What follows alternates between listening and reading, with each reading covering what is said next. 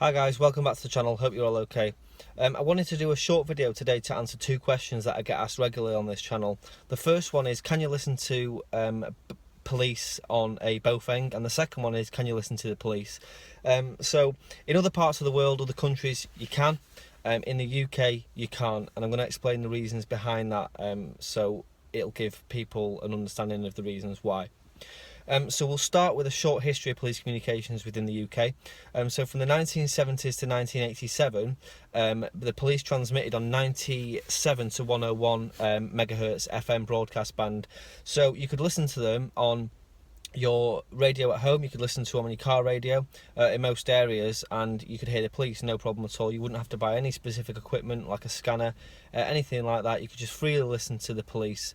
And this was the case for a number of years, like I say, right up until 1987. So from 1987 onwards, the UK police force moved to higher band VHF and UHF. So 143 to 144 megahertz was for mobile transmitters and control rooms up to hilltop links. And the 152 to 153 band was for main transmitter channels and hilltop links down to the control rooms, if that makes sense. 451 to 453 and 465 megahertz was also used by many forces in the UK. So with that in mind, what could you listen on? So this is mainly in the 90s. You could listen on a scanner, and scanners were sort of, there was quite a big buzz on scanners in the 90s for listening to the police. So you could listen to all sorts. You could just go and buy a scanner. Your average Joe could buy a scanner, tune in those frequencies and hear the police. It was really active, really busy. Every sort of town had its own frequency. So sort of around the South Manchester area where I'm from, you had Sale, Stockport, Altrincham, all those sorts of places. They all had their own links. So there was never a shortage of anything to listen to. Okay, so Home Office radio sites such as this one would have served UK police, fire and ambulance services across Greater Manchester before the switchover, using just normal antennas on the top. You can see on the right hand mast now a couple of 4-stack dipoles, folded dipoles, and they are now what the police use. They are antennas for Tetra transmitters. So they'll be currently serving police, fire and ambulance across Manchester. But before the switchover, these two towers would have had antennas like the white sticks you see here, that would have provided or would have served those services across Manchester. So with police being on analogue around VHF and UHF, what were the advantages and disadvantages? So advantages is that it was reliable. There was good coverage and the equipment was relatively cheap. The disadvantages were things like people jamming and using those repeaters. So I remember people using the local police repeater close to me for chatter late at night for a good few weeks. So if that was going on around the Manchester area, then I'm sure it was going on elsewhere. You could pick up sensitive information, so anything, names, addresses, things like that coming over the police radios could easily be picked up. And it also provided a way of criminals listening to police and looking at where the police are and aiding them in criminal activity. So from 2004, the police started to migrate over to Airwave, and this was completed by 2006. Airwave is basically Tetra, which is a digital mode, and it was used on the it is still used on the Airwave network, which is provided by O2 in the UK. So it uses technology called Tetra, which is terrestrial trunk radio, which is sort of halfway between a mobile phone system and a walkie-talkie. So it's a private network run by O2.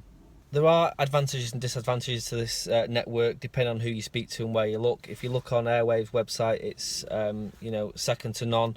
If you talk to police personnel, they'll disagree, which is why the police are looking to switch over in the coming few years. So advantages to Tetra are that it's private, it is encrypted, you can send data and messages over it, you can track a police officer's location, and there's interoperability with other emergency services such as ambulance and fire, which is great. Disadvantages are that it's got poor coverage and there's black spots, and the system can be overloaded. When the London riots happened a few years back, a lot of police officers complained that the system was useless and they couldn't get the calls through to control rooms, things like that. When the Police Complaints Commission put a report out. They disagreed, but that's what a lot of people said, or certainly what the paper said at the time. Another disadvantage is that data transfer is slow by today's standards over the airwave network. So the big question is, how can you listen to the police? So can you listen to the police on a Bofeng? If you put the right frequencies in, you'd hear Tetra, you'd hear the signal from the police. You could do the same on a scanner, you could do the same on an SDR, but all you would hear is noise, noise from the Tetra signal, because it's encoded, and it's encoded in a standard called Tetra. So DMR is a digital standard, DPMR is a digital standard, D-Star is a digital standard, Fusion is, and so on and so on. NextEdge, IDAS, all those different digital standards, and Tetra is just one of them. So let's say we have a radio that will decode Tetra, which I have, the AOR DV1, which is a digital voice scanner that has a firmware update which allows it to decode Tetra. So let's say we can decode Tetra, no problem. The system is encrypted, and there's massive encryption keys. So let's say we can decode Tetra, the system is encrypted, and they use massive encryption keys which are unbreakable to you and I. Can you buy a similar radio off eBay? Yes, you could. The Motorola MT800, I think it's called, is what the police use, exactly the same. But it won't be programmed to the police radio network.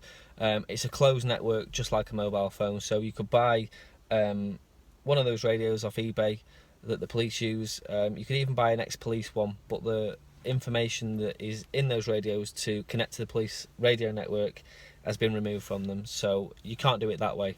What if you found a police radio? So you're walking down the street, an officer's running after someone, he drops his radio, you pick it up. You would hear the police on it, absolutely no problem. But once a control room knows that that radio is missing, it can see it on the network and it can kill it. It knows, the network shows where the radio is, because that's how they assign police officers the jobs. So if they see the radio's missing, they'll just kill it. So you can't listen to it that way. So how can you listen to the police? The only way you can listen to the police in the UK is if you join the police. It's as simple as that. The police Tetra network is encrypted, it's closed, it's private, whatever you want to call it. You can't listen to it. So if you're looking to buy a Bofeng radio, any scanner, anything like that, or ex-police equipment off eBay, to listen to the police, then you're wasting your time and your money, because you cannot listen to the police whatsoever. It's as simple as that. So I hope that helped, guys. It's not the most technical video. There'll be a lot of people out there who know more of the ins and outs of the police Tetra network than I do, but it's sort of a brief video just to show and tell you that if you want to listen to police radio in the UK, join the police, 'cause that's the only way you'll do it. As I said previously, the network that the police use will be migrating to 4G or above in the coming years, so it'll definitely be a no-no then. So hope you enjoyed that, guys. If you like what you see on this channel, drop me a thumbs up, drop us a comment in the box below, any suggestions you may have, any comments, always appreciate hearing from you. And if you've not already subscribed, click subscribe. I also have a second channel, the link is in the description. It's similar to this one, with some just other bits and pieces on, so I'd really appreciate if you went and subscribed to that one. It's Ringway Manchester 2. As I say, the link is in the description, so head over there, drop me a subscription on there as well, and we'll catch you in the next one. Thanks for watching, guys. 7-3 for now.